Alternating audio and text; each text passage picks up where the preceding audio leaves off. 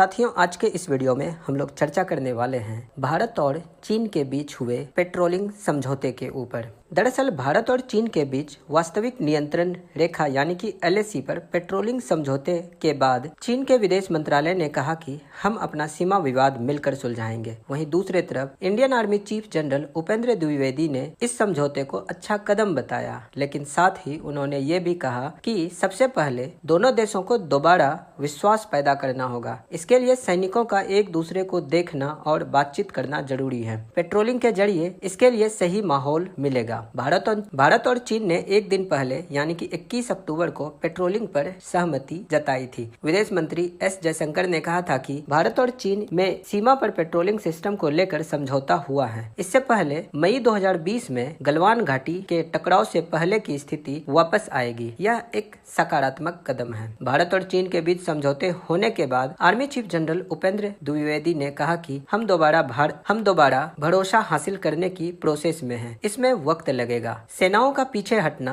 Buffer zone management भी इसके लिए अहम है। हम भरोसा कैसे पैदा करेंगे? जब हम एक दूसरे को सुन सकेंगे और एक दूसरे को संतुष्ट कर सकेंगे, हम यह भरोसा जता पाएंगे कि जो बफर जोन बनाए गए हैं हम उसमें जाएंगे। पेट्रोलिंग से आपको ये प्रोसेस करने में आसानी मिल सकती है। दोनों पक्षों को एक दूसरे को समझने का और समझाने का मौका मिलेगा। एक बार भरोसा जग गया तो इसके बाद अगला कदम उठाया जा सकेगा। तो अब हम लोग समझते हैं कि ये भारत चीन समझौता क्या है। दरअसल पूर्वी लद्दाख में लाइन ऑफ एक्चुअल कंट्रोल पर अप्रैल 2020 की स्थिति बहाल करने के लिए चीन और भारत राजी हो गया है। यानी अब चीन की आर्मी उन इलाकों से हटेगी जहां उसने अतिक्रमण किया था। भारतीय विदेश मंत्रालय के प्रवक्ता विक्रम मिस्त्री ने सोमवार को बताया था कि भारत चीन के सीमावर्ती इलाकों में पेट्रोलिंग के साथ 2020 के बाद उठे मुद्दों को सुलझाने के लिए प्रस्ताव तैयार हुआ है। इस पर दोनों देश कदम उठाएंगे। अप्रैल 2020 में चीन ने एक सैन्य अभ्यास के बाद पूर्वी लद्दाख के 6 इलाकों में अतिक्रमण किया था।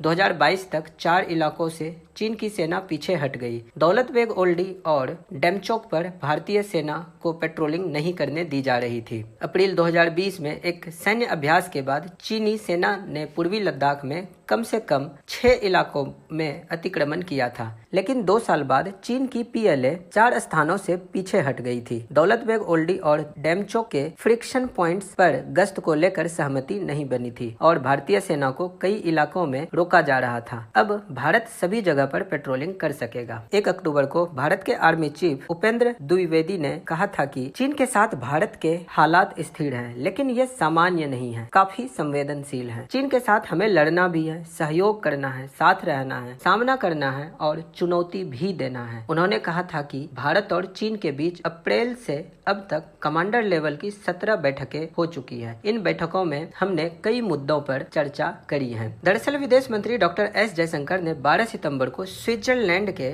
शहर जिनेवा में एक समिट के दौरान कहा था कि चीन के साथ विवाद का लगभग 75% हिस्सा हल हो चुका है। विदेश मंत्री ने यह भी कहा कि सीमा पर बढ़ते सैन्यीकरण का मुद्दा अभी भी गंभीर है। जयशंकर ने कहा कि 2020 में चीन और भारत के बीच गलवान में हुई झड़प ने दोनों देशों के रिश्तों को पूरी तरह प्रभावित करा था। सीमा पर हिंसा होने के बाद कोई यह नहीं कह सकता कि बाकी रिश्ते इससे प्रभावित नहीं होंगे। हालांकि 25 सितंबर को न्यूयॉर्क में एशिया सोसाइटी पॉलिसी इंस्टीट्यूट में उन्होंने 75% विवाद हल होने वाले अपने बयान को लेकर सफाई दी। उन्होंने कहा, मैंने यह बात सिर्फ सैनिकों के पीछे हटने के संदर्भ में कही थी। इससे पहले सितंबर की शुरुआत में विदेश मंत्रालय ने भारत चीन रिश्ते के मौजूदा हालात को लेकर अपडेट दिया था। उन्होंने कहा था कि बातचीत जारी रखने और working mechanism for कंसल्टेंस and coordination बैठकों के माध्यम से तनाव को सुलझाने की कोशिश करी जा रही है। विदेश मंत्रालय के प्रवक्ता रणधीर जायसवाल ने भी कहा था कि विदेश मंत्री एस जयशंकर कई फोरम में लगातार चीन के साथ संबंधों पर चर्चा कर चुके हैं। इससे पहले 15 जून 2020 को चीन ने ईस्टर्न लद्दाख के सीमावर्ती इलाकों में एक्सरसाइज के बहाने सैनिकों को जमा किया था। इसके बाद कई जगह पर घुसपैठ की घटनाएं सामने आई थी। भारत सरकार ने इस इलाके में चीन के बराबर संख्या में सैनिक तैनात कर दिए थे। हालात इतने खराब हो गए थे कि LAC पर गोलियां चली थी। इस दौरान 15 जून को गलवान घाटी में चीनी सेना के साथ हुई झड़प में 20 भारतीय सैनिक शहीद हो गए थे। बाद में भारत ने भी इसका मुंहतोड़ जवाब दिया था। इसमें करीब 60 चीनी जवान मारे गए थे।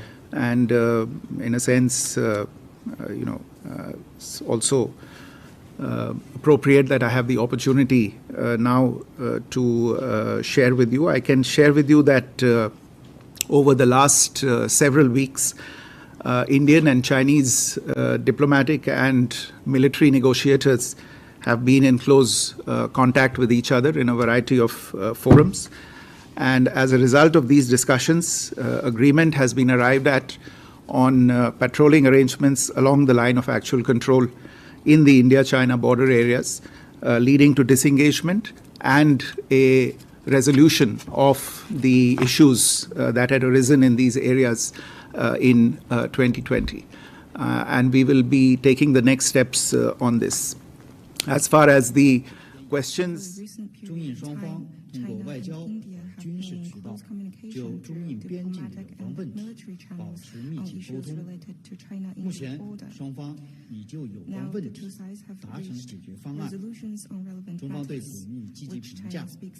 下一步，中方将与印方落实好上述解决方案。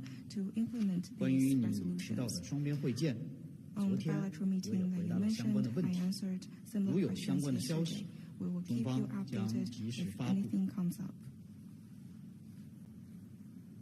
下一个问题。